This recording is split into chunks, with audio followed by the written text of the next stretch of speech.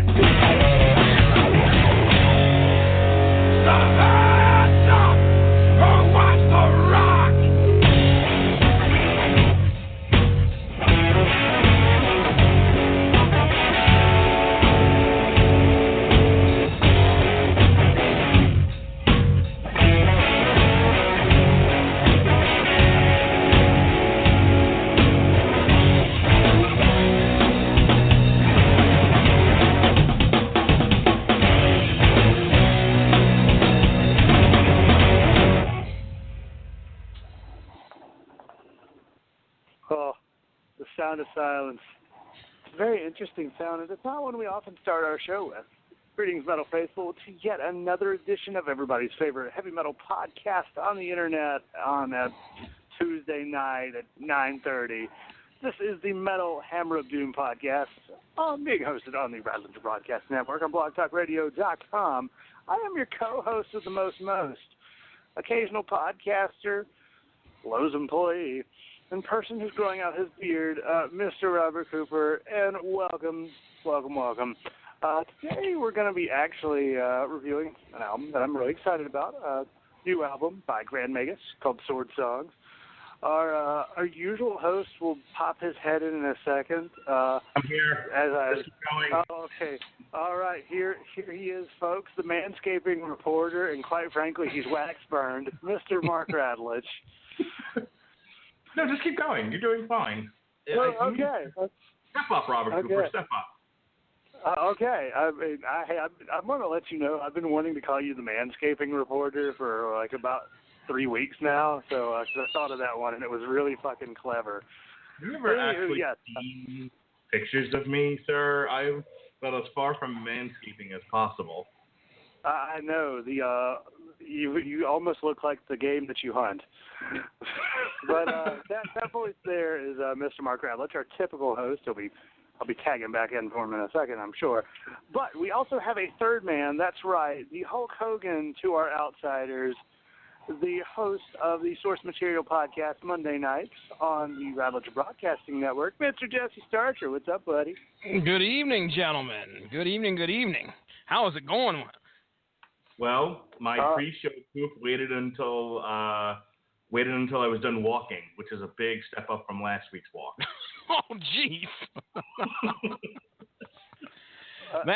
You got to cross your fingers and clench your butt cheeks. That's some bad news right there. I don't know if you've ever done any long distance running, but man, when you're out there and there's just no bathroom in sight and you don't want to get arrested for an indecent exposure, like you will in Tampa for peeing in a bush, it's just a mortifying experience. Like, I really am mortified when it happens. My stepdad and I ate some Japanese food before I went to marching band practice in high school on like an 85-degree night, and he went jogging. Well, safe to say, he went jogging, oh no, and then the car is like like a mile back the other way or something. So he runs into the bushes to go shit in the woods, and there's a woman, and when he stops, he looks, turns to the left, and there's a woman already pissing. He's like, shit. So he runs to the car and drives home and manages to make it. Meanwhile, I am indeed suffering the same fate, except I could not make it to the bathroom, so I had to pretty much use all of my intestinal fortitude and hold that raunchy, nasty pile of shit until I got home. I'm telling you, God bless America. When your ass is playing When the Levee Breaks, it's just an awful, experience. You're just out there shitting on yourself. Well, I think my ass was trying to play The Great Flood. These past few weeks, I've never cheered for somebody more than I've cheered for my son while he was pooping. So I guess that kind of fits in with this conversation. Finally getting him 3 days without pooping in a diaper, man. I think we're on day 3 now. You're potty training your youngin'? Yes, sir, and it's a challenge. Well, for a long time, Jonas, take a seat, Rob. For a long time, Jonas. We're talking kids here. He didn't want to wear his diaper, and it was kind of like having dogs again, because they would just he'd just pee on the floor, or we would occasionally just like shit on the floor, and he'd be running around, dick all out, just whatever, you don't care. And that was we didn't so much mind that he refused to wear a diaper if we could have gotten him potty trained, and we desperately tried to get him potty trained when he was in this phase. And then we figured he didn't like the diaper that we were putting on him. Like, it hurt or it itched or whatever, or he was just being a bastard at times. I'm pretty sure he did it at a protest at least one occasion. When we came to a different kind of diaper, he's been okay ever since, and we haven't had that problem. But we're going to start potty training this summer. Good luck, man. I wish you the best of luck, dude. That's a challenge. Well, I'll tell you what. It was worse with my daughter, because my daughter is like me. She's a filthy pig, and she just sit in her own filth and did not care. So it was like wallered in it. The logic in her mind didn't seem right. It was like, why am what? Put on underwear? Why? I'm a diaper. That was sort of her thing. To be fair, why take time out of your day to go shit in a bowl of clean water? And quite frankly, you've already got something you could shit in attached to you, and somebody else gets to clean it up, really. I mean, that's right. My daughter has an agenda, okay? And trying to take time out to go sit on the potty was cutting into her day. My son, however, isn't quite as big a fan of sitting in his filth. So, he might be a little bit easier to train. He'll be 26 months this June 13th. So, how old is your kid that you're potty training? 2.5. Okay, so how many months is that, Jesse? 24. Months or 24 months, Jesus. right? No, 24. Christ. How many months is it, Coop? Teach me. I was going to try and figure out how many months I am. Hey, fucking rocket science. If he's 30. If he's 2.5 months, it's 30, you geniuses. What, you got that Common Core going on? 9:30. I got to draw. Well, give me a minute. I'm going to draw out my 10 frames. All right. I got one more thing we need to discuss on the Metal Hammer of Doom agenda before we actually get into that. I often wonder, this is a very popular show on the network. These are some of the most downloaded, aside from fucking superstar Jesse Starcher and his fucking comic book show.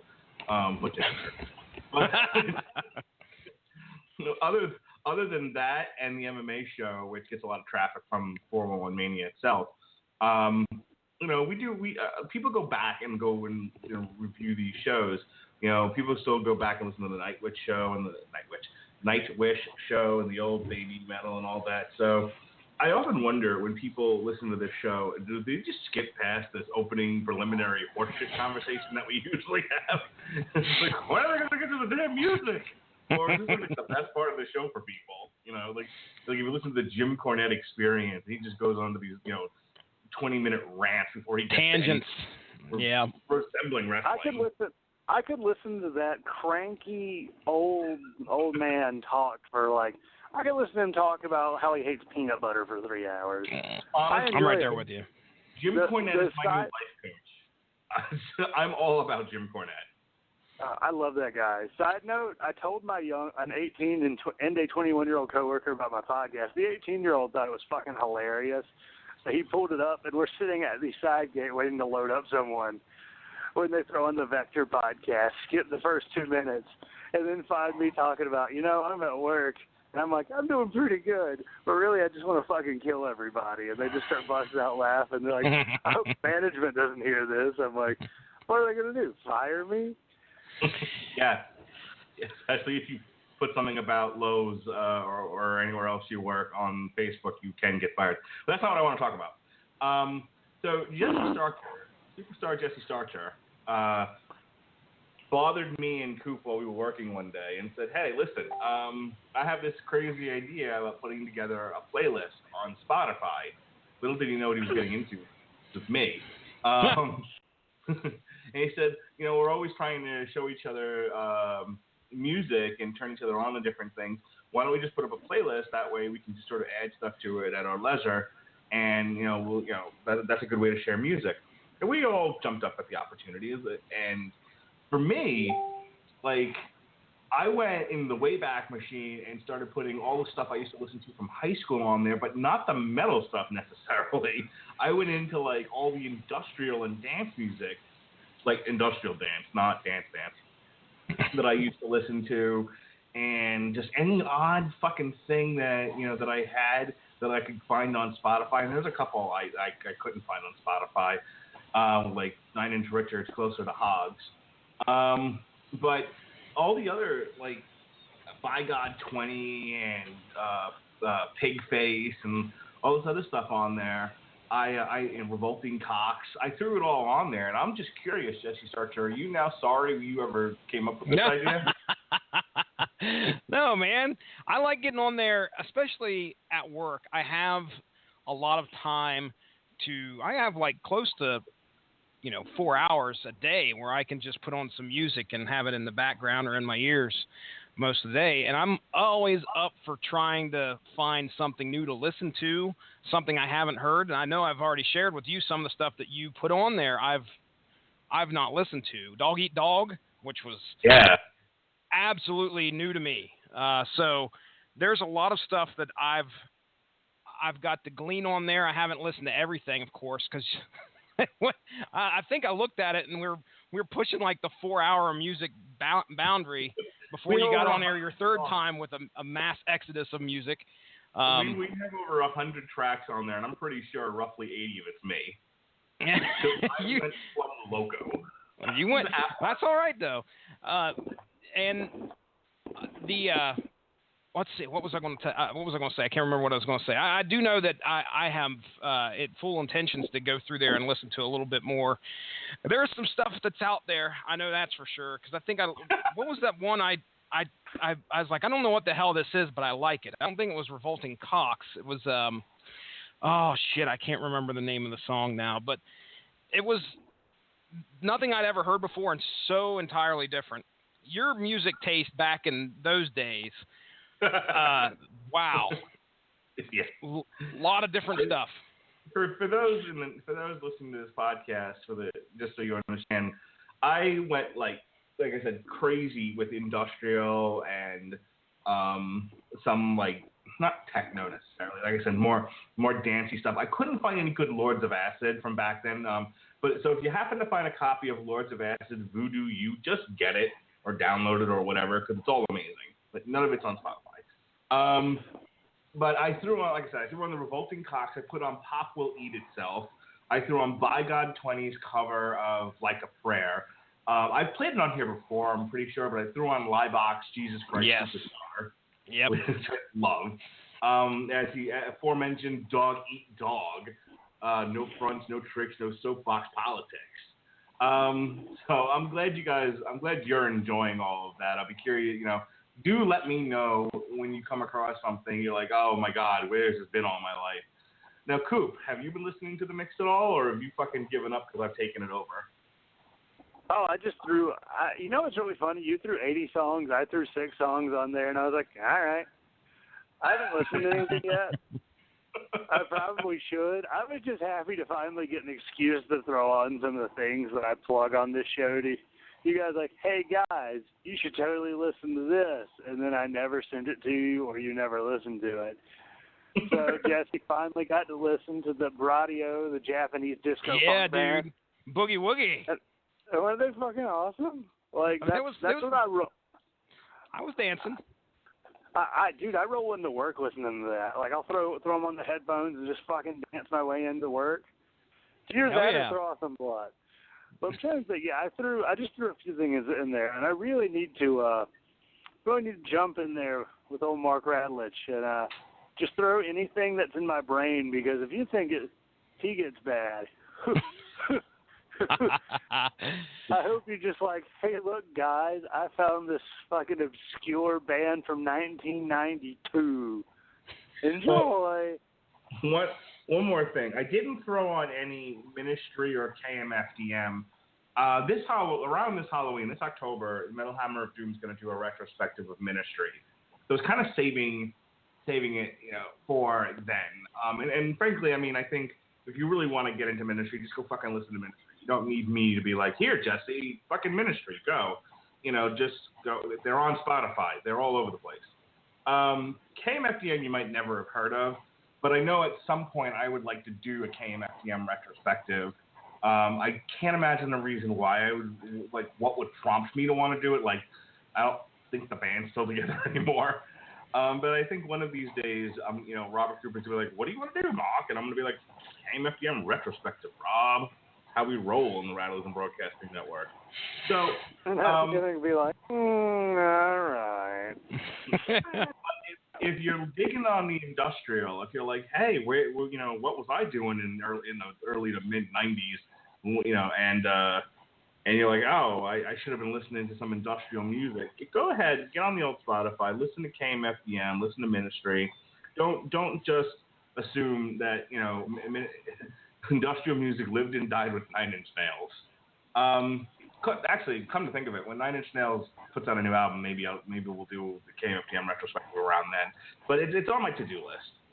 And of course, the power of Lard. It was Lard. That Lard, was who right.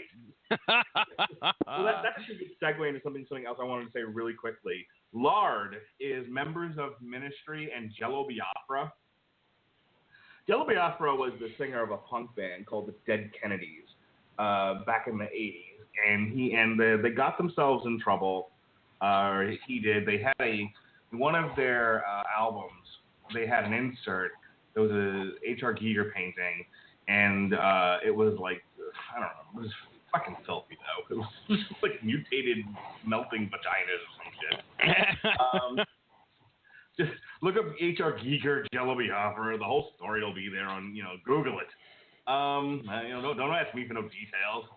But Jello Biafra got brought up on charges for distributing harmful matter to minors, among other things. And that's sort of his claim to fame. He ran for mayor of San Francisco.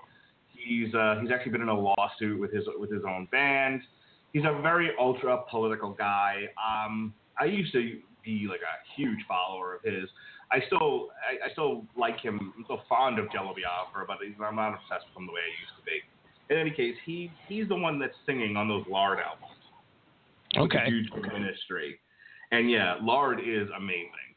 But but in putting that Lard on there and looking for other stuff by Jello Biafra to share with you, just lathering up Jesse Starcher and Lard. Sorry, I found the H.R. Giger painting that is described as penis landscape, or work 219 landscape XX. There you go. So real quick, So looking up Jello Biafra stuff on Spotify, I came across, and this is my other than Grand Magus, which I swear to God we'll start talking about in just a few seconds. But my recommendation of the week, this is my new favorite thing.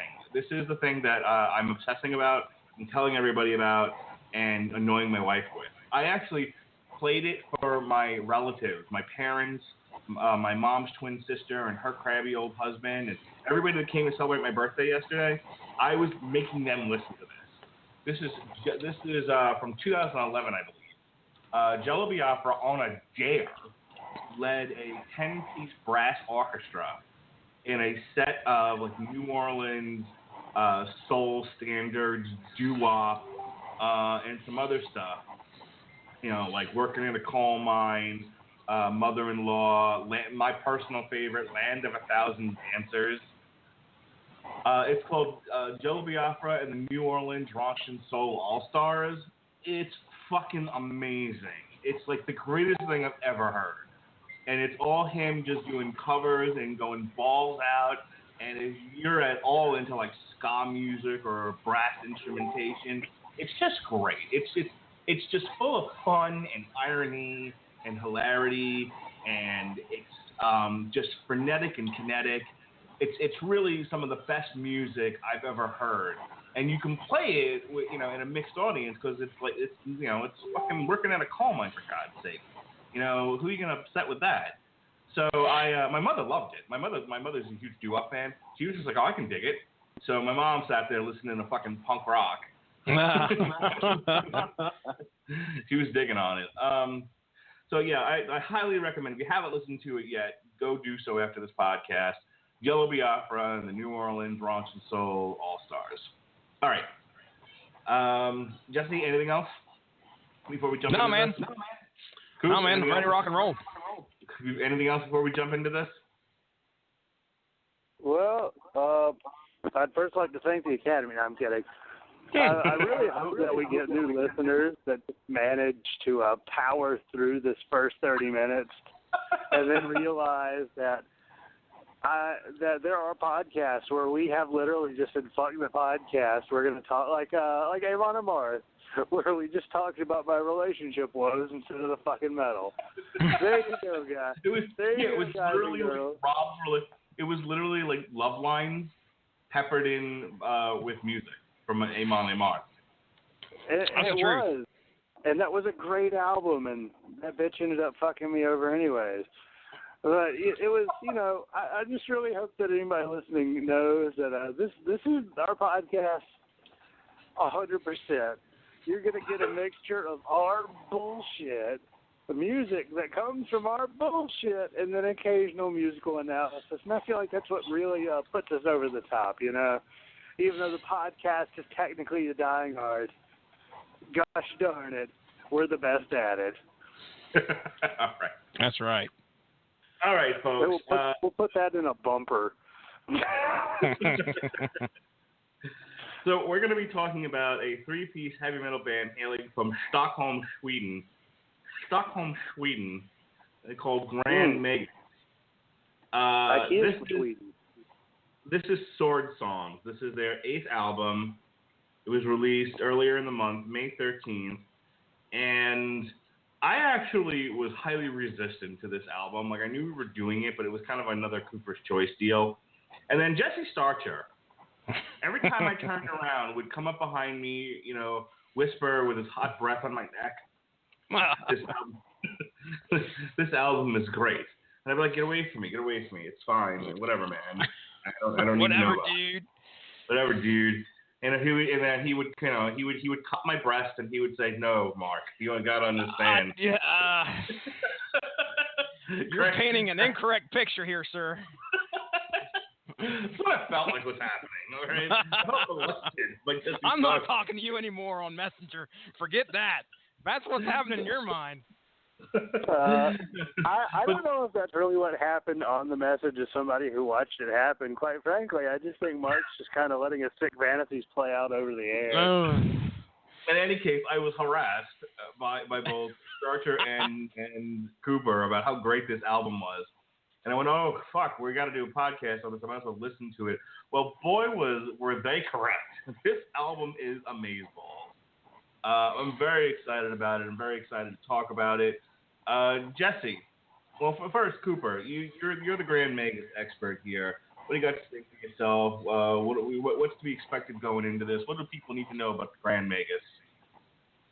Grand Magus are actually they've been a three-piece for a long while. I ran into them in 2012, if I'm not mistaken. Yes, sir, 2012 for their sixth album, The Hunt, and I had originally listened to this because I was the bastard that was taking the free CD out of the Terrorizer magazine at my local Barnes & Noble. And yeah, I think I know I've mentioned that before, and I still feel really guilty because stealing is wrong, kids. But damn, I discovered some really good bands. I've discovered some really good bands by being that bastard. But I've discovered their song, The Hunt, which is the title track off of the album, The Hunt, and then just decided to delve into the album, and I fell in love. They have a really good traditional heavy metal sound. They have a nice drive to them. J.B. Christopherson has a very nice, warmly toned voice. Absolutely wonderful. In fact, once you get done listening to Grand Magus, go listen to the two albums that he was on for Spiritual Beggars. Oh, yes. Absolutely. Oh. Absolutely. Oh, yes. They are fucking great. That has Michael Amott of Arch Enemy. That's his pretty much like his psychedelic, like heavy metal band. So they're pretty cool. But yeah, we reviewed Grand Magus last year, actually, Mark Radler. Or not last year, was it last year? 2014. Yes, because we reviewed it from my laundry room, actually. Yeah. Is that the show you got locked in? No, I got locked in during Cheap Seats. I was present for that. That was interesting. Yeah, that were the last, again, as I always say, the last words of that podcast were, I'm going to die. Oh, no, what's wrong? I got locked in the laundry room. I'm going to die. Which was absolutely wonderful. But no, Triumph and Power, we reviewed that 2 years ago by Grand Magus. It was a good album, fairly solid. It didn't really stand out as much as The Hunt. A lot of what really helped The Hunt succeed was there's a lot of blues in it. They slowed down the songs for a couple tracks. So there's a few tracks that are kind of subdued. They have more of a build to them. And they do have their fast tracks, too. But that album really succeeded. And Triumph and Power, the album before this current one, kind of was samey. But I feel like with Sword Songs, they really recover. They really recover what I felt like The Hunt did really well. All right. Jesse, you want to add anything as far as your experience with the band and what turned you on to this album so much? Well, by golly, it was the Metal Hammer of Doom. They, you guys brought this album 2 years ago, or excuse me, you brought Triumph and Power to Metal Hammer of Doom there a couple years ago, and I listened to the review and I enjoyed it. Now, that was about the time I started really getting into Spotify, so I was able to go in and find their whole catalog and start going through some of the stuff. Now, I didn't go back much farther than Hammer of the North, which came out in 2010. The stuff previous to that, I'm pretty ignorant on. But yeah, when you guys covered Triumph and Power, I was like, this is decent. We had Steel versus Steel on there, and Shaquille O'Neal made an appearance, if I remember correctly. And I enjoyed that album. There was quite a bit on there, but I agree with Coop. The Hunt's really good. Oh my gosh, man! When you start out with that Starlight Slaughter, stuff like that, Hammer of the North, I enjoy a lot of the songs off of that album. But I want to specifically also restate Spiritual Beggars. I didn't know much about Grand Magus at all until you guys were talking about it, but I knew a lot about Spiritual Beggars. And I think if I remember right, possibly during that podcast or sometime after that, I either messaged you and Coop or Coop himself, and I said, the guy that's singing for Grand Magus sounds a lot like the guy that sings for Spiritual Beggars. And turns out it's the same dude. I really have a lot of respect for JB. I enjoy his vocals immensely. So I was excited for this album to drop. That's why you guys kept hearing from me. I was like, man, this thing, once it drops, I cannot wait. I hope it's good. You know how you have that anticipation of an album and you're just like, oh man, I can't wait to hear it. I hope it's good. Well, let's get into it. All right. Let's go ahead and hear our first track of the night. This is track 1, Freya's Choice.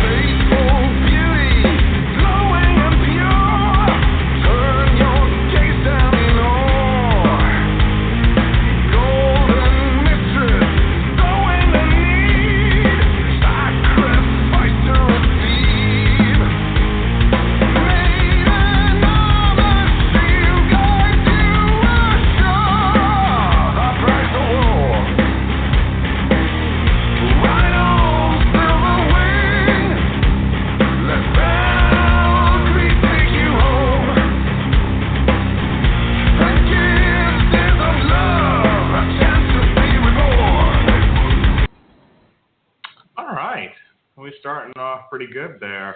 When I put this up originally, I was going through the Wikipedia page. One of the things they described it as among heavy metal and doom metal was also stoner metal, but it's not the kind of sort of laid back, Alabama Thunder Pussy kind of stoner metal. It's not thematically like Alabama Thunder Pussy or Clutch. It's got that more power battle metal kind of feel to it. Alabama Thunder Pussy. Gotta enunciate. Doesn't it? It was very very Daffy Duck-esque. I liked it. But yeah, I would say that giving this kind of a stoner metal vibe to it would work. There's actually a lot of that in their music. They kind of waffle between the occasional epic power metal sort of ideologies and stoner as well as some heavy metal groove, and it's a really nice marriage. Heavy metal groove like Alabama Thunder. Alabama Thunder Pussy. I miss that. Right, we always have fun here. That's why I'm. Well, I guess I did take up that mantle of fun time at one time, didn't I? You were the fun time, Robert Cooper. Yeah. I guess I still am. All right, Freya's Choice, much like Sophie's Choice. Jesse, go. Not anything like Sophie's Choice. Come on. Let me just tell you, goosebumps. This came out the same day as Hatebreed's album, didn't it? This was it May 13th? Yes, you're right. So I was excited about trying out some Hatebreed, but of course I was more excited about giving Grand Magus a shot, listening to this new album. And this first track, I got goosebumps. That's all. I literally got goosebumps because I was like, this is a great opener. I enjoy this song a lot, and I think it's probably one of the best opening songs to an album that I've heard in quite a while. It gets you going. It gets you ready. It's not slow. It's not quiet. This is Grand Magus in your, kind of in your face and letting you know what they're all about. I tried to watch the track by track explanation JB gave today. It's on YouTube if anybody's interested in it. And Norse mythology is not my thing, or Vikings or whatever. I don't know a whole lot of that shit that goes on, so I'm not going to sit here and try and lecture you on what the hell's going on with Freya and how she's like a sorceress and all this other stuff. But that don't matter to me. The lyrics at this point in time don't matter because the music just rocks. So I really enjoyed this first track. It does rock. It does very much rock. All right, let's go ahead to our second track here. This is now, I want you to know, Jesse, before we play track 2, which is Varangian, I also threw on some battle metal on the aforementioned playlist. I put on some Turasis, and they have an album called The Varangian Way. So I didn't just not heard of them, so I'm going to have to give them a listen here sometime soon. Yeah, I threw on a bunch of Fintroll and a bunch of Klani, Beer, and I put on some power metal and, of course, pirate metal with the Ailstorm. So go ahead and when this is over, you can after you listen to Joby Opera and the New Orleans Raunchy and Soul All Stars. Go ahead and just make a list. 1, 2, 3, 4, 5, 6, 7. Okay, get to the 8th album. That's the one you can listen to. There's the Varangian Way. In the meantime, here's track 2 on the Grand Magus Sword Songs. This is Varangian.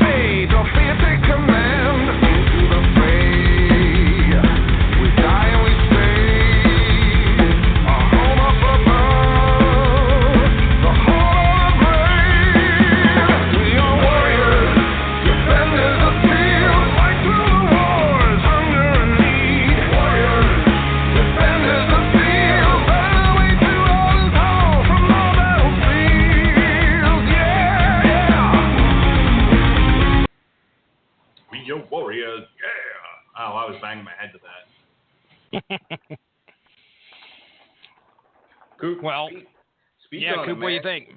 Let's hear your analysis of this.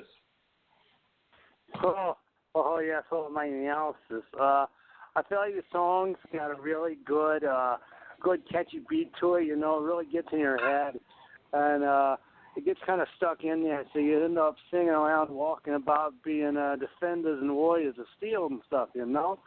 So. I feel like it does pretty good stuff. Yeah. Well, what do you think, Jesse? Was that supposed to be Christopher Walken? Like New York Coop, in my opinion. I don't know. Or Philadelphia Coop. It's somewhere that I haven't been up north, Coop. There you go. Hardcore Coop. Let's go. There you go. I enjoyed the track. It's pretty decent. If I remember correctly, this particular song's about Varangian is another word for Vikings. So surprise, surprise, we got a Viking song on this album. And just so nobody gets confused, obviously, if you haven't figured it out yet, Grand Magus did not do a bunch of covers of sword songs. Hence, the title is called sword songs, but I believe what they're trying to reference there is the sound that the steel makes while in battle. So hence a Viking song.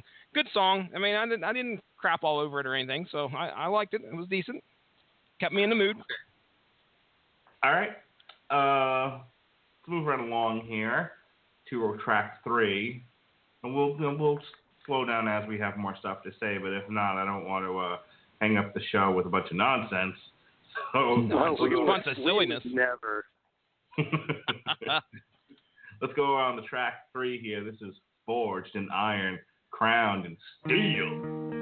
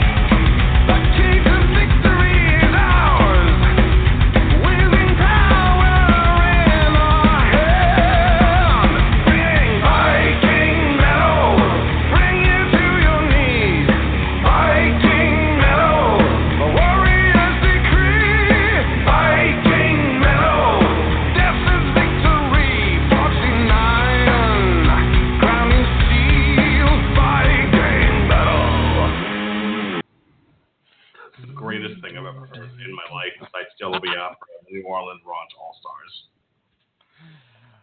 Awesome. This is their single that they dropped too, if I remember correctly. And this will get you psyched up for the album. I was gonna say, how do you not then walk around your neighborhood going Viking metal? You don't, dude. There's no way. I can't not do it down here in the basement when I'm listening to it. I got my hands in the air. You know, who's got to be walking around Lowe's, stocking shelves and loading firewood, going Viking metal. He's at the register bringing up fucking bush lawnmowers and blowers and whatnot, and he's just Viking metal beat. That's right. I mean, I have to say, this song is very much like Spanish flu. It's really catchy. Oh yes. Yeah. I'll tell you. Well, when I was listening to it at work, I accidentally had random on, so I was playing the album out of order after the first track, and this was not the one that the next track is the one where I wrote you guys, and I'm like, this is the jam right here. but my comment after I heard this one a couple of tracks later was, why did I wait so long to listen to this album? Yeah. Oh, man. It has a very, like, 80s rock feel to it. Like, it's a weird thing to say. Like, I very much get the 80s power metal feel from that song. I don't know. I'll give you that. Okay. What do you think, Coop? I can feel some Manowar. Like, I can definitely see Manowar jamming out to this. Yeah. That is exactly what I was thinking. All right. We don't have anything else to say about it, but I'm going to move on. But that is fucking amazing. Let me step in real quick. One guy that I saw that was reviewing this particular album, he stated that those lyrics, the Viking metal stuff, felt corny to him. Well, I don't think that he understood that what JB's talking about here is actually there was some swords that were made with by this specific forger, this Viking forger, and there's only like 108 of them out there that were distributed amongst people back then, and they were like some of the strongest steel known to men at that point in time. Hence, when he says Viking metal, I don't, it's clearly a lot of people are going to think, well, geez, this guy's just yelling about Viking metal. No, he's actually talking about the swords that were distributed amongst people. So, I think he said there's only like 108 out there, which was really interesting. But I think that's what JB was trying to get across. But still, the fucking song rocks. There's no way about it. I think it's probably one of the best ideas to drop a single. That would be the song for sure. Yeah, it's definitely up there. It's a simple song, but I mean, it's catchy as hell too, man. It's one of those ones where you wake up in the morning and you're like, it's stuck in your head. You wake up with the shit in your head, and they know how. Some artists really know how to do that. Viking metal. Gotta put the diaper on the kid. So you get up and just Viking metal. Eat packing lunch. Metal. That's all I gotta say, man. Excellent. Let's move on. Now, this right here is the fucking jam. This is Born for Battle, Black Dog of Broccoli and Cheese.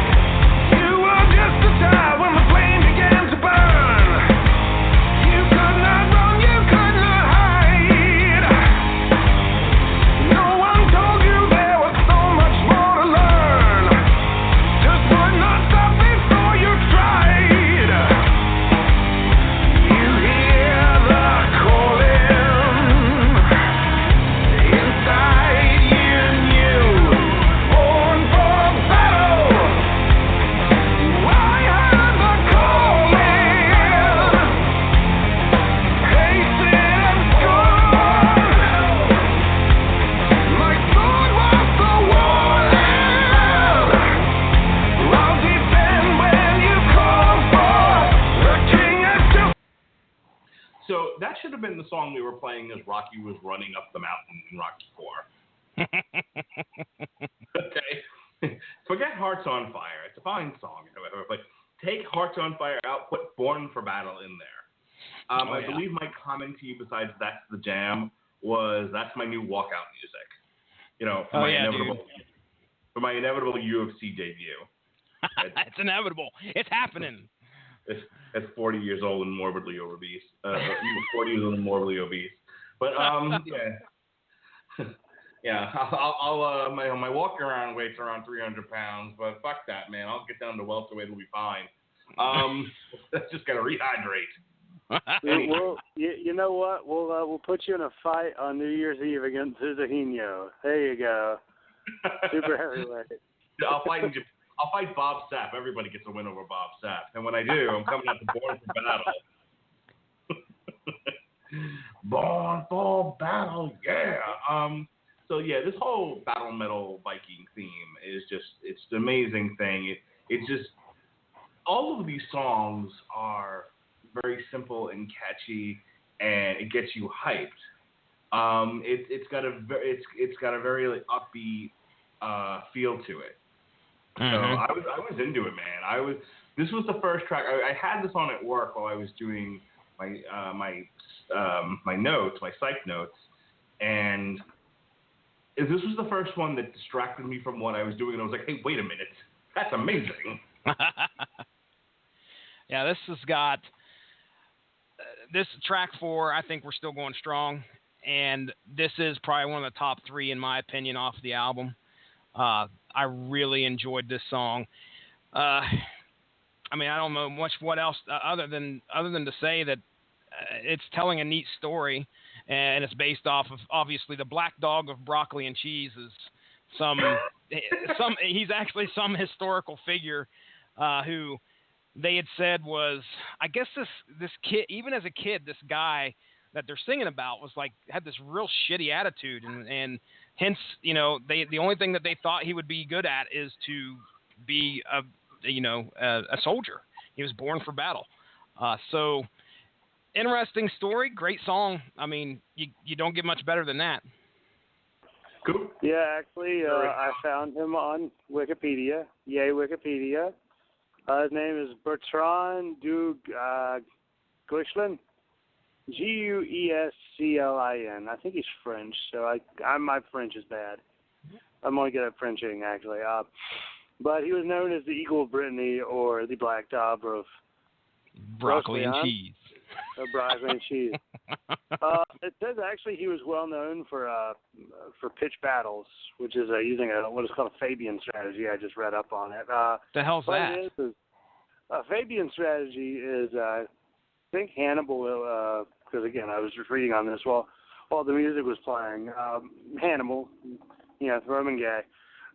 What it is instead of battles being fought via, just everybody walking into each other, it's almost like, we'll meet you here, 3:00.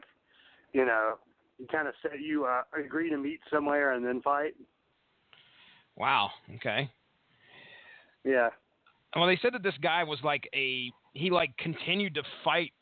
I mean, well into his 70s or something. Like, he lived for quite a while too. Surprisingly enough, considering he lived most of his life at war, which is just crazy. But yeah, it said he lived to be almost about 60. Well, you got Mark. Would you say that motherfucker is worth having a song about? Yeah, absolutely. Sounds there you go. Spartan. Yeah. He fought during the 100 Years' War. It said he fought for Brittany, Spain, and then France. So there you go. I don't know if you guys are planning on taking any trips anytime soon, but might I recommend New York City? There's an event happening that you might want to take your families to. You might want to go with some friends. I'm going to read you a headline now from the HuffingtonPost.com that says, "Hooray!" ! The New York City Porn Festival is returning.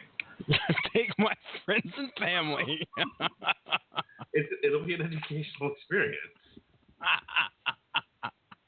Did you hear the porn festival? What yes, sir. The New York Porn Festival. I'm really curious as to what the rides are like. I don't know if it's that kind of festival. Are the Japanese going to bring their sensor blocks? Surprise, they ain't corn dogs. Stuff. Okay, sending to our chat. You guys check that out. See this. You guys check that out. Discuss it with your loved ones. So you can't get a UFC fight until 2016, but gosh darn it, you got that porn festival. Presented by Pornhub. Yeah, I think I'm going to go ahead and play track 5, Master of the Land. You guys discuss it with your loved ones and tell me if they're into going to see New York. There's lots of stuff to do in New York City. The Bronx Zoo, Statue of Liberty, and clearly there's now a track 5, Master of the Land.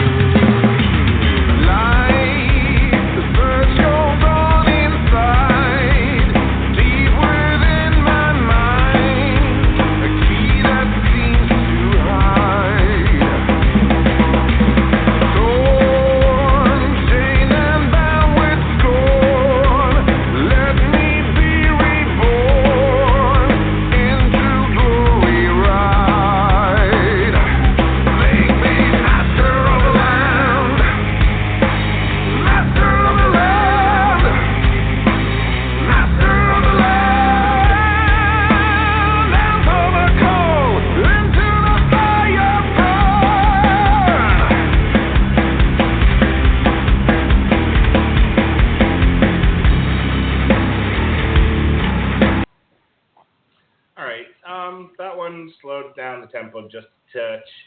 It was okay. Neither good nor. I mean, it's okay. I won't say it's neither good nor bad. I think it's better than average. It's not as good as the first 4. I mean, I think we could probably agree that it's probably not as good as the first 4. No, I mean, it has the power and the emphasis, but not the catchiness. Mm-hmm. What'd you say, Coop? I said it's a little repetitive. Master of the Land. Dun, dun, Master dun. of the Land. Dun, dun, dun, dun. Yeah, I can agree with you, Coop. There, this feels like a Grand Magus song, but it's not. It's definitely not as good as the first 4. I'm not going to say it's filler, but it's your Viking tale of some sort, I'm sure. Anything else you wanted to add there, Coop? I do want to add that I think we should get the Radulich from Broadcasting Network sponsored by the New York City Porn Festival, because just like the festival, we also do not wear pants. I would probably like to, I don't know about see a panel, but I would love to be in the presence of a panel that has Ron Jeremy on it. I'm just going to go ahead and put that out there. I've lived in New York for a long time. I was born and raised there, and no one told me there was a porn festival. I don't know how this can go down without incident. I really don't. Apparently, it's returning, which is amazing to me. I don't understand that at all. It just seems like there's an awful lot going on that shouldn't be going on, and other people would want to try to do and shouldn't be doing. I mean, I don't understand it. Feature the works of renowned artists Amelia Ullman, James Franco, and Tim O'Keefe's band. James Franco. I'm reading from the article, straight from the article. Oh, I read it too. I'm just still confused. So am I, man. And let's read the first paragraph, okay? The New York City Porn Festival, an annual event that has become synonymous with summertime for queer and non-queer people alike in the Big Apple, is returning once again this weekend, and we couldn't be more pumped about it. Pumped. Well, at first I was like, why are we talking about queer and non-queer? And then I realized that the author, this is in the Queer Voices section, apparently. So that's why. I didn't understand why we had to distinguish there. But anyway, thank you for bringing that to light, Mark Radulich. I'll never look at New York the same way again. Up till now, New York wasn't known for its porn. Not in my eyes. I want to ask Benjamin J. Cologne about this, if he's aware, because he's the only resident New Yorker. Oh, well, Pat, right? Yeah, I think he lives in Jersey. That doesn't count. Oh, it doesn't count. Okay. Yeah, I'm here to bring education to the masses. I'm a sharer. I don't live in a closed world. Okay, I like to experience new things. I am not afraid of new and different, unlike some people that I know. I like to I like to see what's going on in other places and be open to new experiences. And then I want to share those experiences with all of you. And I think you're better off for having shared those experiences. And shortly after this, he's going to be talking to Melissa about getting tickets to fly to New York. And honey, there's a festival we got to go to. Yeah, I'm just trying to broaden your experiences, honey. That's all. Yeah, first of all, there's a lot of places Melissa wants to go. New York ain't one of them.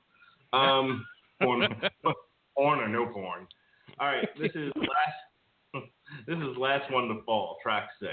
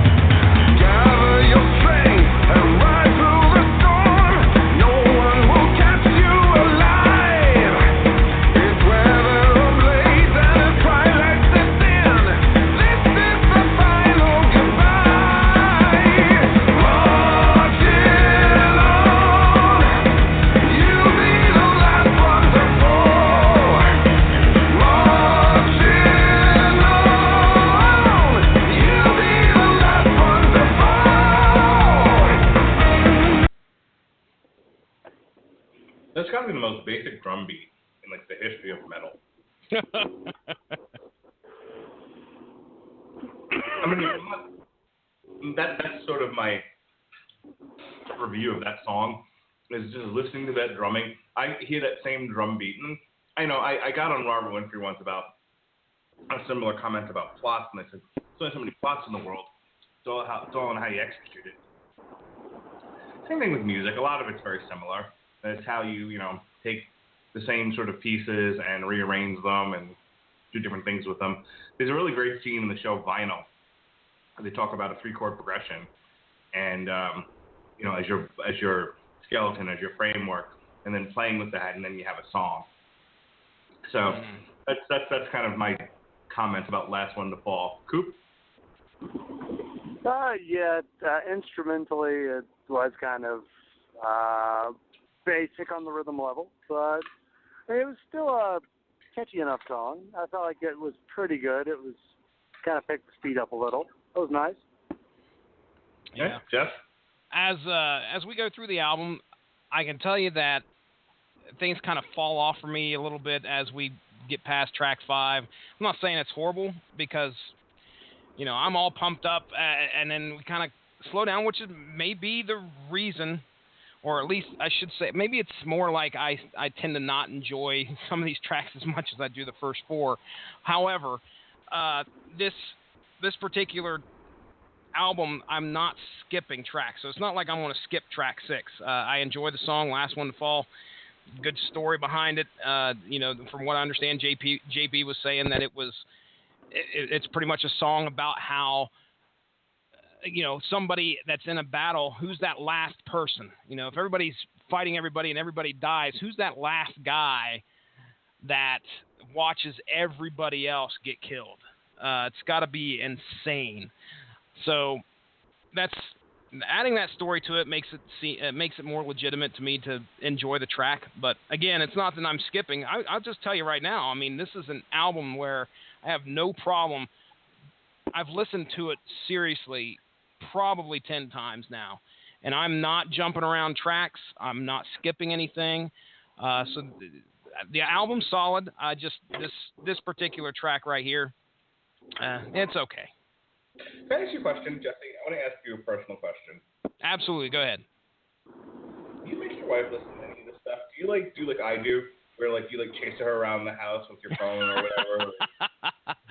This is something. I'm being deadly serious. Hang on one second. Sure. I'm actually going to add some more time to this podcast. We have a little bit more time to chat. But okay. I am being deadly serious when I say that. I'm not trying to make a joke. I mean, I am, but I'm not. But as I was saying before, like the Jelly Opera thing, one of my great joys in life is discovering new music, but an even greater joy is to share that with other people. Mm-hmm. It's one of you, when you suggested the playlist, I was like, oh my God, like, Merry Christmas to me. Wow. Yeah, why the fuck not? And even as we're doing this podcast, I'm just like, I got to add this to the thing, because I know how much joy music brings me when I really find something that, that touches my soul, and tweaks my nipples. I really get my happiness. That's not me, Coop. I'm not tweaking his nipples as much as he'd like me to. I may cup his breast, apparently, but I'm not tweaking his nipples. Oh, music, yeah. Keep up, you homos. Listen to me. My point is that I'm not in a way selfish about it as such, where I want people to share in the happiness that the music brings me. Now, it doesn't always end up that way. I've played stuff for my wife. I'm like, Melissa, this is the happiest. This makes me the happiest in the world outside of spending time with my children. Hear this, and then she's just like, meh. And it's like a total letdown. But I still try. Like I said, I played the Jelly Opera thing for my family because I really thought it would make at least some of them happy. My Uncle Bob hates everything, so I knew that was going to go nowhere. But it's just a cranky old man. But I have a need to share the happiness that music brings me, and I'm curious if you're the same way, or if you're more private about it. Like, it makes me happy, but I know my wife's not into it, so fuck it, whatever. Yeah, there you go. That's pretty much the way that I view things with Mindy. I shouldn't say that I don't try, but it's very rare that I would try to make her listen to like any type of hate breed or I can remember when going into college, me and Mindy had been dating, and we started dating in 92. So when I first learned about Clutch, if she was riding in the car with me, she had to listen to Clutch. Okay? So she knows Clutch, probably forward and backwards. The self-titled album was playing probably nonstop at that point in time. But, Mindy's tastes are vastly different from mine. She enjoys country, some pop, and I see very similar taste between her and my daughter. So, just tonight, I tried to play. I showed you what I was playing. I was playing some Outkast, and I was going back to the '90s and playing some DMX for the kids. That was interesting. But my daughter Kira, I was sharing it with them. I wanted to, at least every once in a while, I like to share with my kids what I listen to, just to see what they would like. And, of course, the instant reaction from the 10-year-old daughter is, oh, don't make us listen to that, your weird music again, Dad. Okay, all right, well. DMX, well, as soon as I had DMX playing, Kira's like, I've heard this song before. I was like, yeah, that's what I thought. But as for metal, it's very rare that I get that out there and let them listen to it. However, I do want to caveat it with this. My wife sends me a message yesterday. This is no joke. She sends me a message yesterday. It's a video message, and she's just left for work. She's sitting in her car, and she says, I did not turn this off because of you. And I hit play, and it was one of the new Volbeat tracks. And I was very excited to get that from her because it's very rare that I see that what I listen to influence what she listens to. She likes Volbeat a lot. And I don't know if you guys had a chance to listen to the two singles that have dropped, but I'll tell you right now, when you guys review that album, I want to be on there because I'm a huge Volbeat fan. Okay, so I'm going to tell you this for the last time, and I'm not going to be nice about it, Jesse. Just fucking come on the show. You don't have to ask me, okay? I certainly don't want to just show up one night and you're going to be like, who invited this guy? No, You're the permanent third chair. You choose to occupy it when you feel. Oh, I appreciate that. I'm gonna speak for Coop here. I don't know if Coop's like, no, fuck that guy. But what the hell's Radulich talking about? No, as far as I'm concerned, you're the official third chair. You don't need to be on every show if you don't want to be, but if you did, I don't really care. Oh, I appreciate that. I do. Coop, I know Coop. Coop, he loves doing podcasts with me, right, Coop? Oh, of course. There you go. Put him right on the spot. He has to answer yes. Oh, yeah, well, I mean, I could just be like, no, but, I mean, you cave into my demands. You're like, I would have loved for you to said no. It would have been great. Would have been fantastic. I'll do Would You Pray. I'll do Vinland Saga. Sure. We'll do Cold Lake. Oh, yeah. He saves those turkeys for me. That's what's fun about it. But no, as for the answer to your question there, I love sharing it if they're interested. We'll just put it that way. I know there's a lot of stuff she's not interested in. Yeah, I turned my wife on to Clutch, and now I wouldn't say she's as big a fan as me, but she genuinely enjoys going to Clutch shows when we have tickets. On the other hand, I'll share stuff with my wife because I love her, and she's my friend, and I want her to at least know what makes me happy. But my daughter's who I'm working on right now. She'll come to me with what she likes, and be like, well, if you like this piece of garbage, here's a piece of garbage from 20 years ago you might like. So it's not like, oh, you like Dove Cameron singing a cover of Genie in a Bottle? Here's Metallica. I'm not doing that to her. There'd be no point. That's a non-starter. But if like, oh, you like Dove Cameron singing Genie in a Bottle? Here's Madonna doing Like a Prayer. You'll probably like that too. And that was an actual experiment. We were riding in the car the other day, and I'm like, Lily, you want to hear some more girls sing? She's like, sure. That's always a good way to start a conversation with my daughter. Hey, Lily, girls. And she's immediately interested. And you play Motley Crue. What was that? Play your Motley Crue, girls, girls, girls. No, that's for when my son gets older. Hey, track 7, Frost and Fire.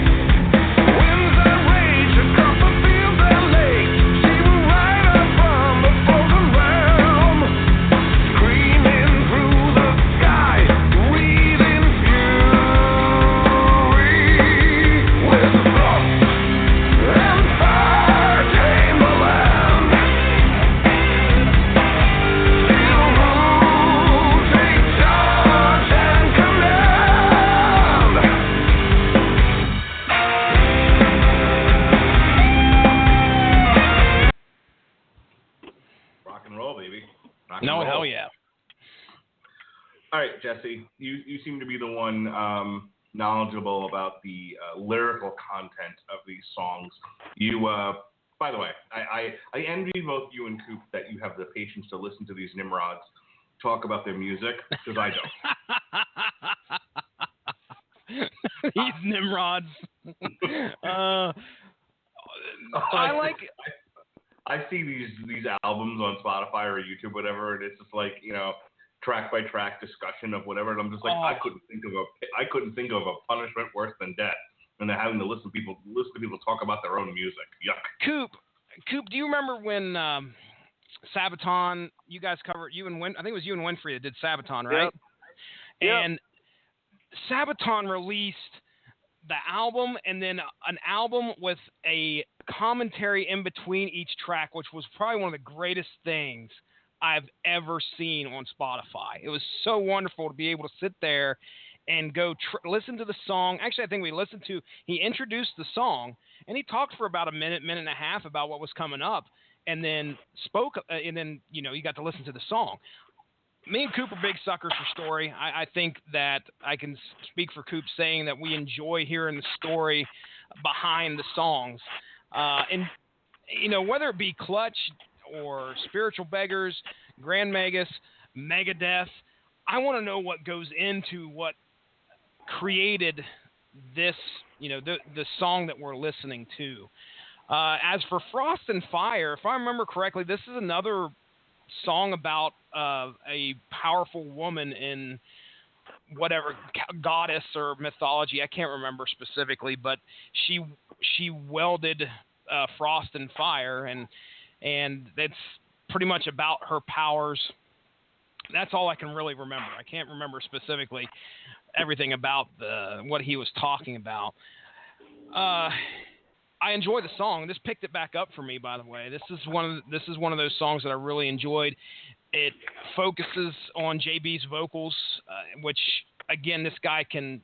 I mean, he's not screaming. He is singing, and it's wonderful in my opinion. And we got some great guitar work in here too, which is enjoyable to hear. So another track that I say is a thumbs up, definitely. When I was in high school, we would read stories, and my favorite thing about being in high school English was teacher turning to us and saying, okay, what do you think the author is saying with this? And it was left open to interpretation.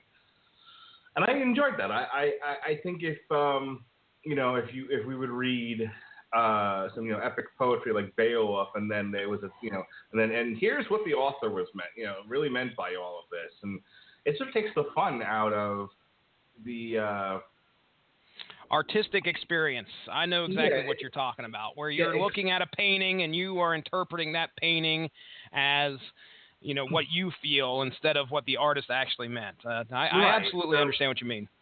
Right. So I have no patience for it. Number one, I think half of these guys think their shit doesn't smell or anything. You hear them fucking talk, and it's just like, dude, could your ego be any bigger? Oh, come on. It drives me insane. But that's okay. I mean, I'm allowed to not have patience for this sort of thing. So what have you and Coop here for? Speaking of Coop. That's right. What do you make of this song there, Cooper? I thought it was pretty good. I kind of wish it had something to do with that, wasn't that 80s movie Fire and Ice? Said the Frank Frazetta painting for the movie poster. There you go. I think that's what it really all should have been about. But it was a really cool track, and on the subject of comparing, my interpretation and knowing the artist's interpretation of their own music, I actually like to do that because you get to compare notes. You get to be like, was I right? Let's find out.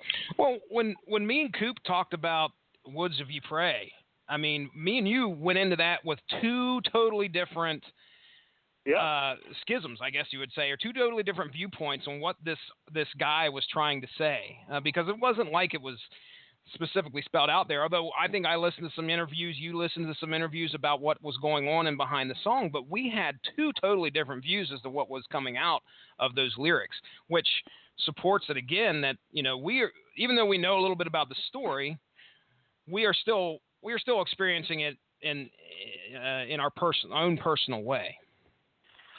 Gavin Napier of the Casual Heroes was telling me about a band out of West Virginia that he said that if we wanted, he could get them on the show. And my initial reaction to that, which is why I really haven't followed up with it, is, ew, listen to people talk about their music? Ugh, why? and then you got to worry about, what we would bring to the table if you didn't like it. Can we actually put on a fake smile and go, oh, that was decent? I would feel bad tearing somebody up. Yeah, I don't want to bring somebody on the show and be like, Coop, tell us about your terrible dating life again, because I would rather talk about that than to listen to this poor caption on vinyl. Yeah. God, I can only imagine how bad that is, because I've only actually ever done one band interview, and that was the only reason I said okay to it is because I looked at the phone. They're like, oh, they're in Greensboro, North Carolina. I'm like, oh, sweet, that's 30 minutes from my house. All right. Let's do it. And they thought it was really cool because when they... What made you interested in this band? They were conveniently located in my home. I just thought that was cool. I'm like, hey, a local band that has national, like a national agency covering them. Hell yeah. So it was funny. Because they actually called and left a voicemail on my house phone because I didn't pick up because I didn't recognize the number at first. And they were like, yeah, it was really weird. You're like, oh, 336 area code. Oh, shit, he's local. Here's the thing, and I'm going to tell you this by relating a story. There was a girl who, when I lived in Miami, I had the hots for. She unfortunately had a boyfriend, but story of my life. Yeah, always in that friend zone. But she was a hot little Latina number. She was just gorgeous, and she was awesome, and we listened to a lot of the same music, and we if she hadn't had a boyfriend, we might have had a shot because we connected on a couple of different levels, and I really enjoyed. She's like one of the highlights of my time in Miami. I really enjoyed spending time with her. Now, I'm telling you all of that because she got less hot in my eyes after I played Clutch's Robot Hive Exodus, which had just come out at the time, and she was like, the guy's voice sounds phony. Like, his vocals don't sound realistic. I don't like this. And you were like... And she immediately got less hot in my eyes. You were like, he doesn't sing, he preaches. That's right. There you go. Get out. I think I told the story before. When I'm on a dating site and the girl's like, I really love country music, or God's Not Dead's my favorite movie, I'm like, nope. Yeah, almost like she physically changed right before my eyes with those few words. And it's like I have, and I had an idealized almost image of her where she was almost the most perfect girl I'd ever met, and then there was that slight imperfection that turned her into like Medusa on me. And I have that same issue with wanting to talk to bands. Like, I have an idealized vision of Neil Fallon and what he's like and everything else, and I feel like, please don't talk. You're so pretty. Don't mess it up by talking. But then you're not going to get to know the real woman, and you'll never truly fall in love with him like that. That actually reminds me of an episode of the Andy Richter Show. I love Neil Fallon from afar. I don't want to get to know him. He's perfect just the way he is in my mind. If you can live like that. Yeah, the Andy Richter Show. I watched it when I was like 8. I was like 9 years old, but I remember this very well, and it applies to my dating life greatly now. So he was like falling for this girl who the only thing she would talk about is if things were bigger, if a flea was the size of a human, to be able to jump over a skyscraper. She's like, yeah, she talks about stuff like that. She's so interesting. That's all she talks about, but it's great. And I'm like, this relates to my dating life so much. Kind of like as soon as you back up, you're like, well, there was problems there. But I could totally see that being like, being something that happens, like, talking to the band, you're like, oh, this is great. And then when you kind of back away from it, you're like, oh, yeah. Poo. So, Neil, tell us your thoughts on the current presidential election. Trump's a Nazi. Please stop talking. You're so pretty when you're quiet. Now, see, I don't go out and I'm not like looking for, I don't know. I don't have these, I don't see too many artists. I don't watch too many interviews with artists that politicize their opinions. So I guess I'm kind of blissfully ignorant about stuff like that. The thing is, I'm sure I'd love to see. Maybe I should sit down and watch some Dave Mustaine interviews or something like that. That ought to go over real well. Oh yeah, and that will change your opinion on the matter. Really, Dave is Dave. So it's like his music's pretty political. So I'm like, I don't fucking care. Okay. The girl that was the girl I went to or goes I work with. She went to Rock on the Range and got to see Megadeth up there, and she was just like, I lost a lot of respect for him because he just got out there and he acted like he was God. And yeah. I was like, okay, well, you know who Dave Mustaine is, right? I wouldn't put it past the guy to think he might be. So I talked to you about how much I love Pantera, but it's like I almost, the band doesn't exist anymore. But I got tired of seeing anything with Phil Anselmo live because he would talk longer than half the songs he sang. Oh, jeez. No way. I'm not here to hear. The only person who I'm interested in hearing talk is Jello Biafra because he actually does spoken word. Let's well, go Phil on. Anselmo does spoken word now too. Coincidence? I think not. All right. This is Hugger. This is track 8.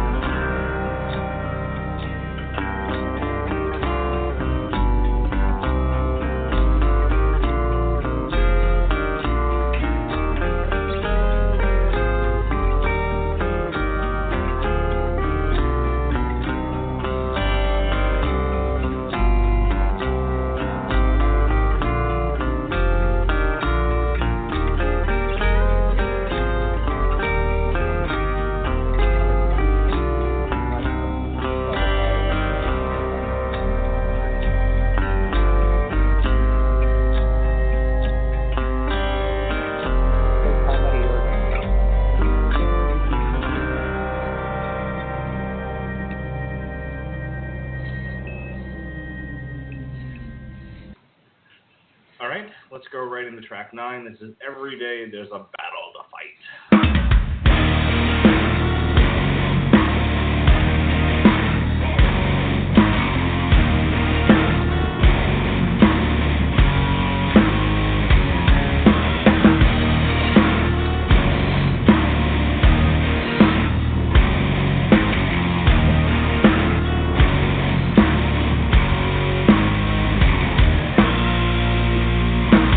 All the walls around you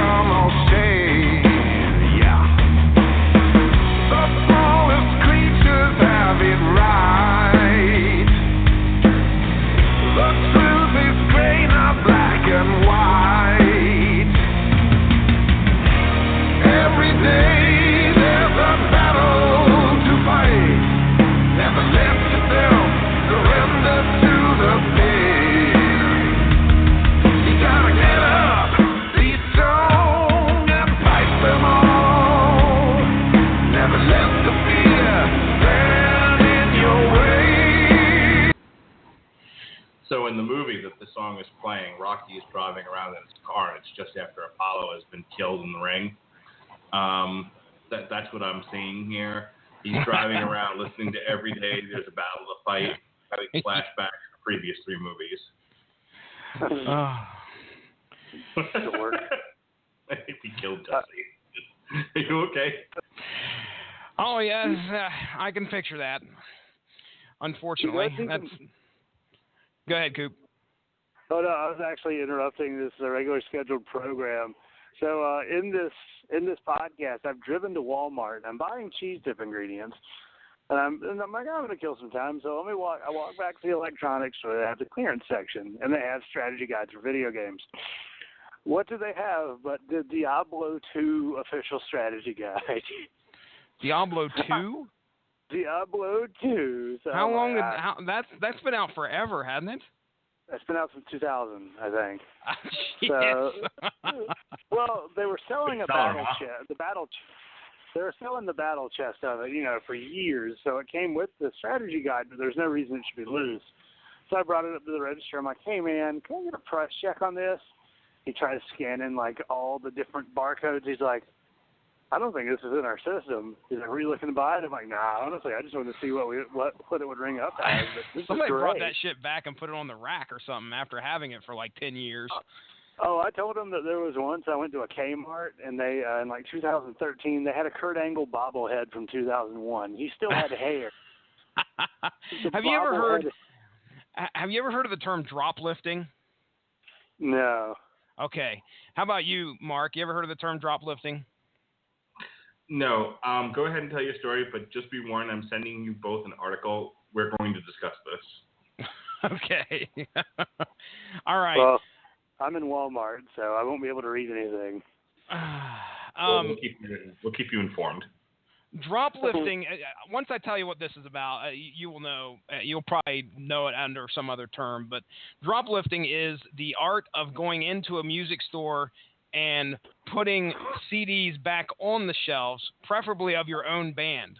So it's your way of kind of putting like stuff that's in the store to kind of get the name out there of something that you either enjoy or are a part of. So there you go, drop lifting. Somebody drop lifted the fucking Diablo 2 strategy guide.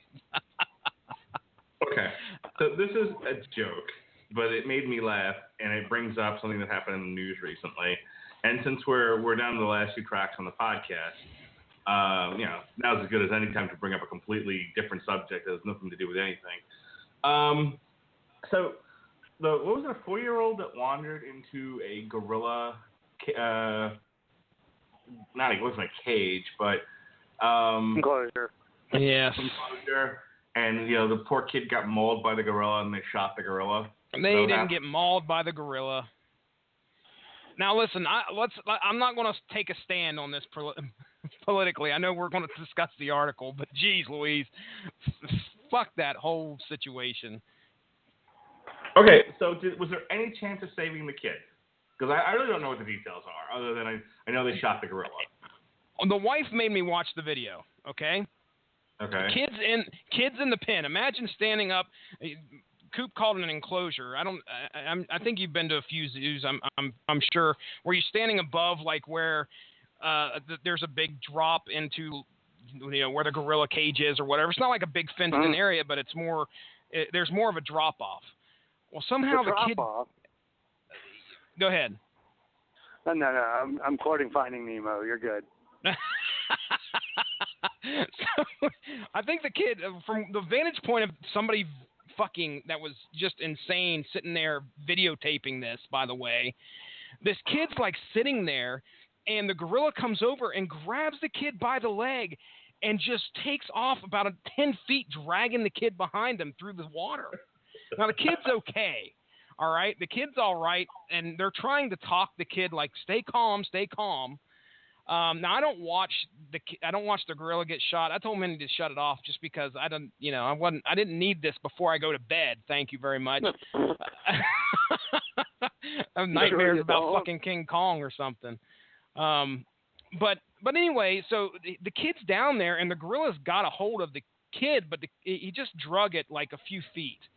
And I assume shortly after that they shot the gorilla. Go ahead. What'd you say? Well, what was the gorilla doing with the kid? Was it like petting him and wanting to name him George? I mean, what was happening? When you look at my Facebook feed has been split.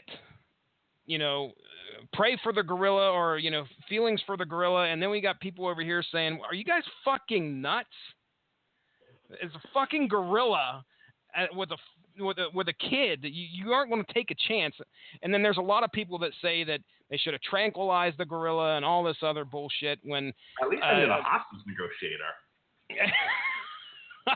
I mean, it was bad news all around. Me personally, if my kid's in there, shoot the fucking gorilla. I don't care. I want my kid back.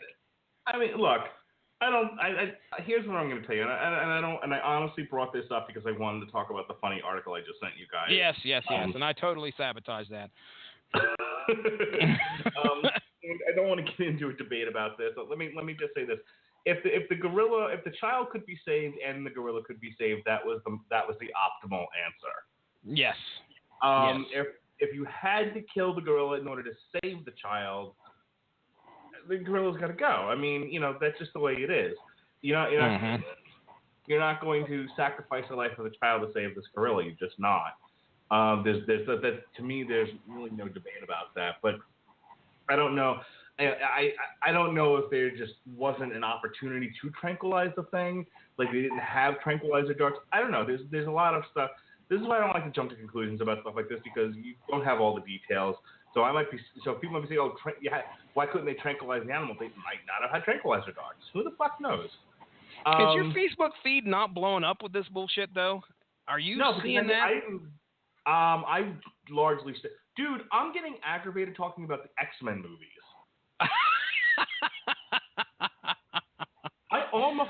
Between the X-Men movies and Batman v Superman, I have almost taken down the Radulich and Broadcasting Network and declared no more podcasting. It's been that bad.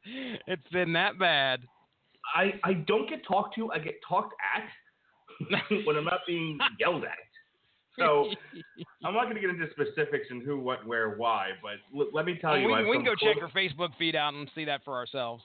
I have come close to not just declaring the Radulich and Broadcasting Network dead and closing up my account. That's how certain fuck not taking a stand on the gorilla issue publicly. Jesus, people don't know how to talk as it is. Oh man. Suffice to say, let me end this part of the conversation with the following. Without knowing what all the details are, and I honestly haven't looked that far into it, to me, the ultimate fault lies with the parents. I brought my 2 kids to the zoo to go see like honey badgers and stuff, and I have a 2-year-old and a 5-year-old. In fact, Jonas might not have even been 2 just yet when we went to the zoo in Naples. And while I'm not a helicopter parent and we weren't holding hands the entire 2 hours we were there, they also didn't get far enough away from me where they could have climbed into like the python enclosure. A Bengal tiger was not going to jump out of the fucking tree and take Jonas and run off with him. It's just like I don't understand what the parents were doing when this kid decided that he was going to go live out the Jungle Book. I don't understand how a kid can get in there in the first place, though. That's what kind of scares me. Is like, how the fuck does a kid? Don't we have fences? Don't we have some? How is a kid getting into this thing? Put it back. Listen, I'm pretty sure my children are MacGyver enough to get into just about anything. And I know that when I was a kid, I got my head stuck in all kinds of stuff. So I was always sticking my head in things. So it's like the old Superman 2 thing, where the kids play, just fucking around playing at Niagara Falls. That traumatized me as a kid. Just watching that. That's why I've never went there. I'm afraid of falling over. Okay. Just a mad gang of people rushing up to Jesse, like throwing him over the falls. Fuck you. So we were talking about. I don't know if you're familiar with the hardcore band, the Gorilla Biscuits. No. Somebody put up an article. Please roll out the title and tell us what it's about, because when I first read first read the headline here, I actually thought Gorilla Biscuits was like a dog biscuit of some sort. No. Oh my goodness. So this is from thehardtimes.net. Gorilla Biscuits shot after child wanders into show. Oh. Looking nonplussed, sitting next to Gorilla Biscuits, and it's really Photoshop. But see, what's funny here is it's the band's name is Gorilla Biscuits. Get it? Yep. Yeah. A long way to go to get there. How long have these guys been around? I've never even heard of them. Gorilla Biscuits? Oh, since goodness, at least the 80s. Wow. Gorilla Biscuits. Well, I learn something new every time I'm on this podcast. Gorilla Biscuits is a New York-based hardcore punk band originally formed in 1987. The band currently consists of Anthony Civarelli, Walter Schreichels, Arthur Similionis, Alex Brown, and Luke Abbey. And it's signed to Revelation Records. All right. Now you know. Yeah, I used to listen to Gorilla Biscuits back in the day. Wow. I've never heard of Gorilla Biscuits, but my thoughts on the Gorilla thing is, well, you know, the Brooklyn Brawler just got released. I think they could have brought him in as the hostage negotiator under the guise of kimchi. Well. All right. And we're having quite the time with them. All right. These are our two bonus tracks of the evening. This is In for the Kill, track 10.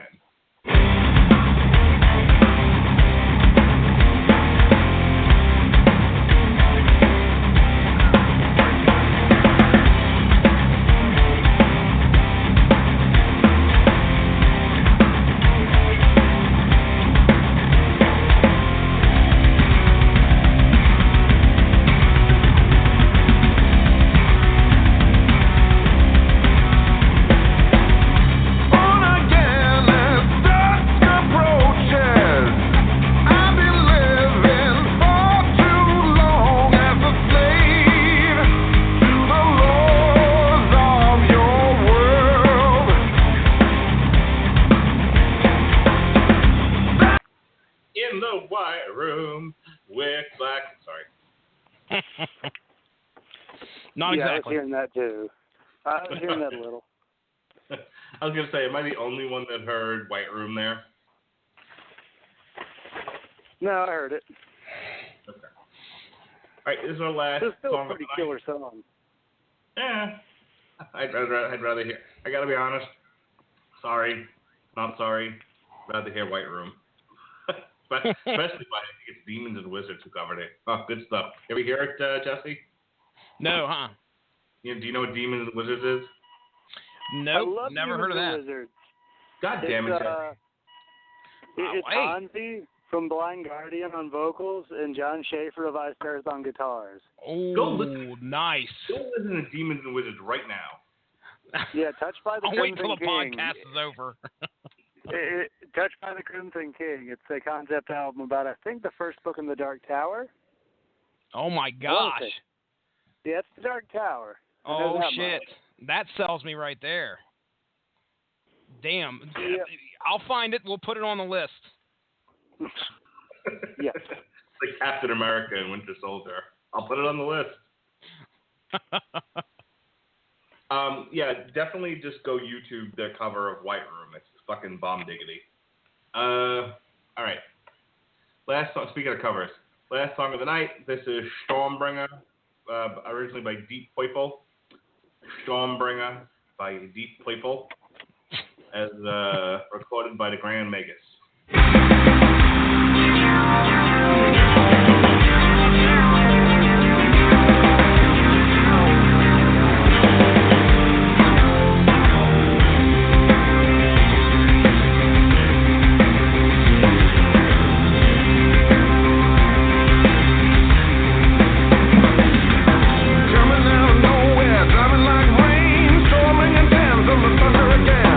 Dark cloud gathering, breaking the day. No point running 'cause it's calling away.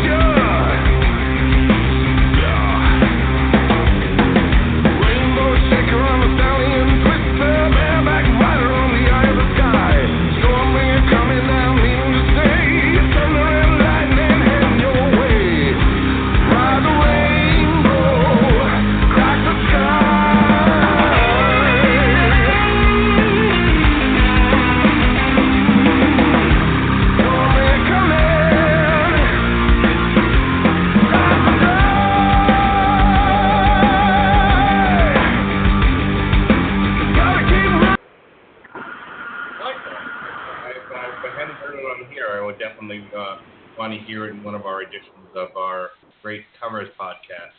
Hashtag covers. Hashtag covers. All right. Well, guys, I think it's time that we review this album and give our final thoughts. My final thoughts is it's a great addition to the battle metal subgenre of heavy metal music. I would give this a solid A. All right. All right, let me step in here, Coop. I'm going to go ahead and say that as for Grand Magus albums that I've heard, this is, and I've only heard the last 4, counting this one. This is definitely in the top. We didn't go track by track on these last 4. I can tell you that Every Day There's a Battle to Fight, holy crap, one of my favorite songs off of here. And that last track we heard, that cover of Deep Purple, harkened me back to the Spiritual Beggar days when, and as a matter of fact, they brought in the keyboardist from Spiritual Beggars. That's the guy who's on the keyboards there, hence why it had that feel, I think. I absolutely love this album. It was probably one of my favorite of the year so far that you guys have reviewed.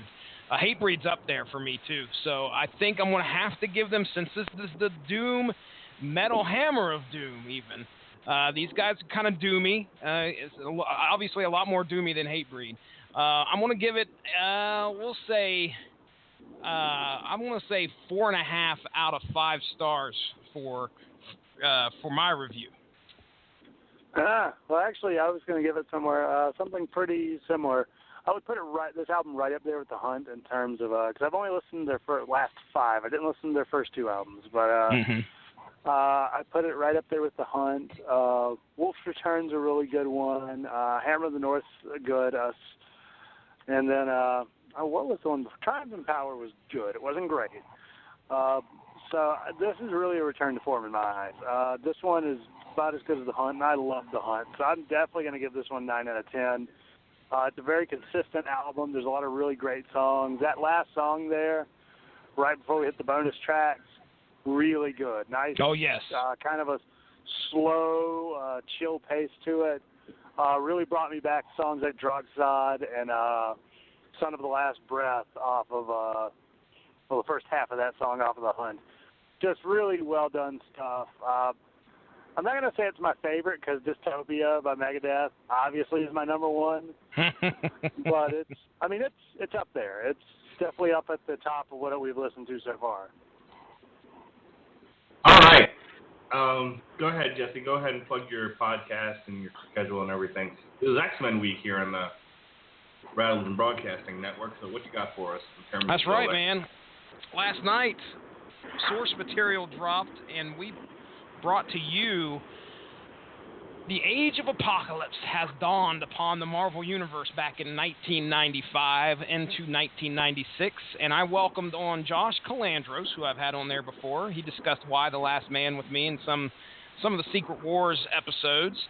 Also brought on Gavin Napier of the Casual Heroes and the Bunkhouse Stampede Radio right here on the Blog Talk Radio, if you guys want to give that a listen.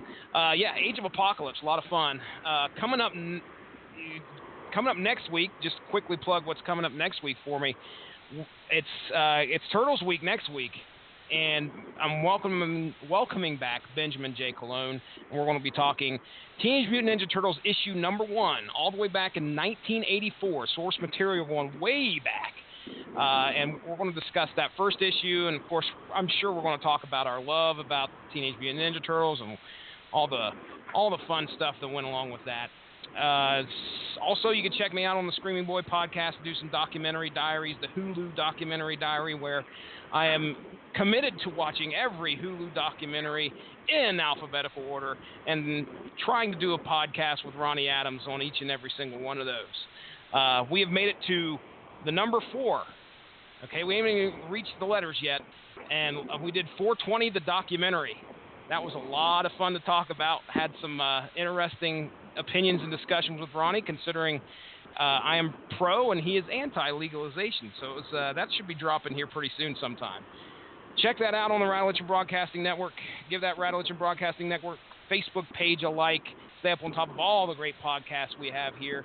And I know Coop's going to plug it, but keep an eye out for another Vinland Saga here pretty soon. So that's about all I've got to say. Jesse. Sure. Yeah. Hang on. I'm not done with you yet. I'm not done with you. Now, next week, besides this Turtles action on the Metal Hammer of Doom, we got Hell Yeah, Undeniable. But that's not what I want to talk about right now. Okay. I need to ask you, are you reviewing the new Teenage Mutant Ninja Turtles Out of the Shadows sequel with me? Yes, I am. We are. Okay. I'm taking Caleb with me here. I think we're going to hit it Sunday, so I will be on for that show. Count me in. All right. Are you going to be appearing on the Long Road to Ruin Teenage Mutant Ninja Turtles, the original trilogy? If there is space, I'll pop on there. I know you guys got a lot of people that are wanting to come on. So yeah, I don't remember at this point. So just assume. So many. just assume you are. And all right, and that sounds good. Start throwing people off, I will. That sounds good. All right. Go ahead, Coop. So you guys are going to be playing the Bonded by Blood cover of the Teenage Mutant Ninja Turtles theme as the official theme for Turtles Week, right? I've never even heard of that, but Bonded by Blood? Yeah, you two. Looking it up now, sir.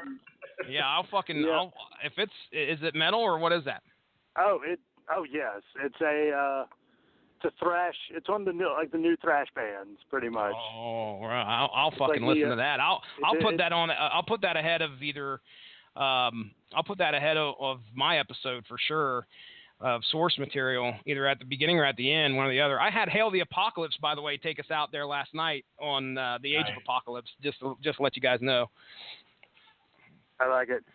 Yeah, in terms of plugs for me, there is, of course, this podcast here. I like it quite a bit. There is the Sentai Happy Go Fun Time podcast that I like to call the Sentai Rider Podcast. Let's see. We've got almost 400 likes on Facebook. We've not released an episode in over a year and a half. Just sit there and just keep gathering the likes. It's amazing. Well, it's like I keep telling my co-host Hunter. Hunter's like, we got to release an episode. I'm like, well, I got to catch up on stuff. I'm still like 15 episodes behind now on one show. But that's what happens. You get 50. It's 50 episode seasons. That's what I'm stuck with. But yeah, I told him it's because, believe it or not, there's a strong tokusatsu presence in South America, and those are the people that keep liking the page. Are South Americans, because there's a whole lot of Spanish names. But yeah, there's that. Hopefully we'll have something cool news. Actually, the Amazon Prime in Japan made a Kamen Rider Amazon series. It's like kind of more adult themed, and it's going to get a U.S. release soon, so that's going to be pretty good. And speaking of Amazon Prime, actually, you're talking about documentaries. One documentary, if y'all ever get to the T's, which I'm sure that'll be in 15 years. Maybe it was D. Well, there's one called I think Tatsumi, if I'm not mistaken, which is based off of it's about a manga artist named Yoshihiro Tatsumi who has done one manga called A Drifting Life, which is about his pretty much it's an autobiography, and it's really I wanted to buy it and I didn't. I was kicking myself because I've heard great things about it. It's just one of those. It's in that like 60s and like that 60s style manga. Mm-hmm. So it's very much like Osamu Tezuka. So it's influenced a lot by like kind of Walt Disney's art style. It's kind of archaic in a way. It's not Vinland Saga, but it still gets the job done, and it's really well done. I'm gonna have to look into it. But if you ever get to that documentary, let me know. I will. Cooper. Hello, Cooper. Yes. Cooper, I have something for you. Are you ready? Yep. Open wide. Hey, what do you guys want to eat? Pizza! Cowabunga, dude. Turtles!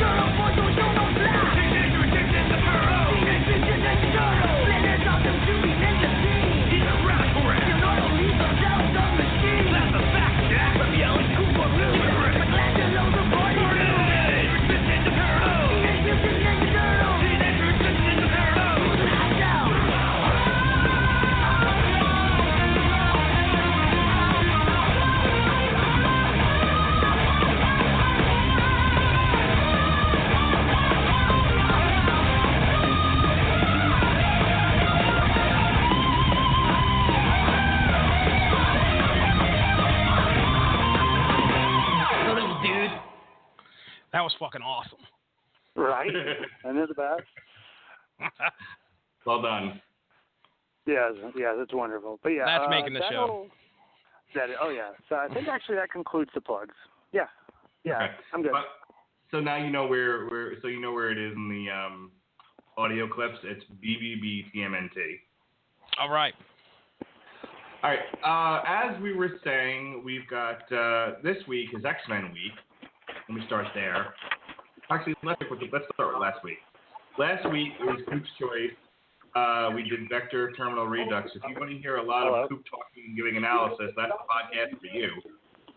So we did that here on the Metal Hammer of Doom. Yeah, we're watching. Finishing a podcast. Robert Winfrey and I reviewed the Angry Birds movie. It's not as bad as you think. Fireballs from the butt. Fireballs from the butt. This week is X-Men week here on the Radulich Broadcasting Network. Tomorrow, Robert Winfrey and I will be reviewing X-Men Apocalypse. I liked it better than Civil War. Apparently I'm in the minority. Big fucking surprise. On Thursday, I turned 40 years old. That's all anyone needs to know. Long Road to Ruin will be live and we'll be discussing the first three X-Men movies, X-Men, X2 United, and X-Men The Last Stand. Here's my thought about that. X-Men Last Stand gets a bad rap. It's not as bad as everyone keeps saying it is. If you forget that this was once a comic book. If you don't remember the comic book at all and you just watch it as a movie, it's fine. It's a fine action movie. It's as good or better than any 80s Schwarzenegger or Sylvester Stallone movie. Don't expect a lot. Don't hold any bars too high, and you'll have a fun time at the movies. Who played the Juggernaut? Was it Vinnie Jones? It was Vinnie Jones. And as Josh Calandra said on my podcast, he got paid to say a meme. I'm the Juggernaut, bitch. Like I said, if you go back and watch Cobra or Commando, Cobra was a great movie. These are not great movies, but they were fun action movies. And The Last Stand, if you don't have any real attachment to the X-Men source material, expectations, yeah. It's just an action movie, and it's fine. People are getting way back at it for no good reason. As I said, next week is Metal Hammer of Doom. We'll be doing Hell Yeah, Undeniable. And then, as I said, on Wednesday, Robert Winfrey will be taking a sabbatical from the show. He'll be taking a siesta. He refuses to review. I've asked a lot of Robert Winfrey this year. I will continue to ask more of him as the year unfolds. He said, I'm drawing the line with Teenage Mutant Ninja Turtles. I just can't. And I don't let him. Wow. So instead, stepping into the breach, Jesse Starcher and his sidekick, Jason Teasley. They'll be joining me, and we'll be reviewing Teenage Mutant Ninja Turtles 2. That's Wednesday at 9:30.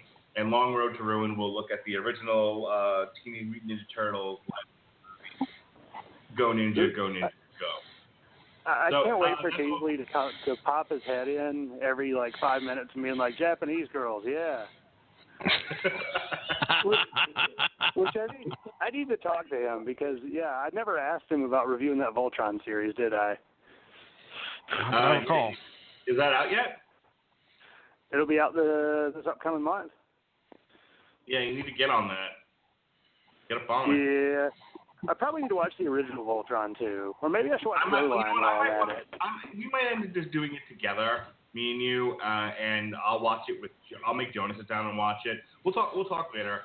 In the meantime, that's all for now. I want to thank Jesse Starcher, the official third chair of the show. For fuck's sake, stop asking me if you come on. Just come on, for God damn it.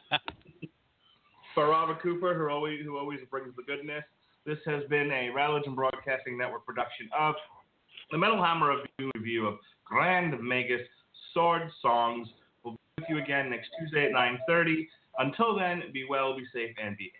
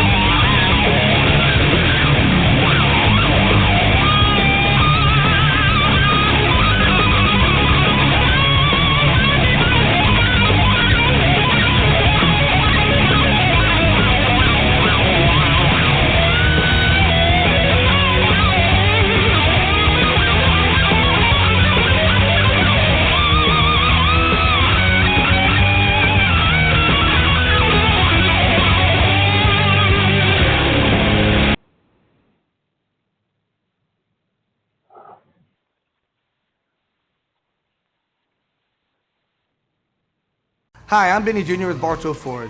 You've heard me talk about all of our awards and sales numbers, but sometimes we fail to mention what really makes that happen. Simply put, that's our culture. Our founding father, Ernest Smith, a long time ago, came up with a philosophy that said, take care of the customers, take care of the employees, and take care of the community that you live in. My father carried on that tradition and taught it to me. We have not strayed from that philosophy for over 73 years, nor will we ever, because at Bartow Ford, we're different, and we prove it. It's Amy, and March is your lucky month, especially with that tax refund on the way.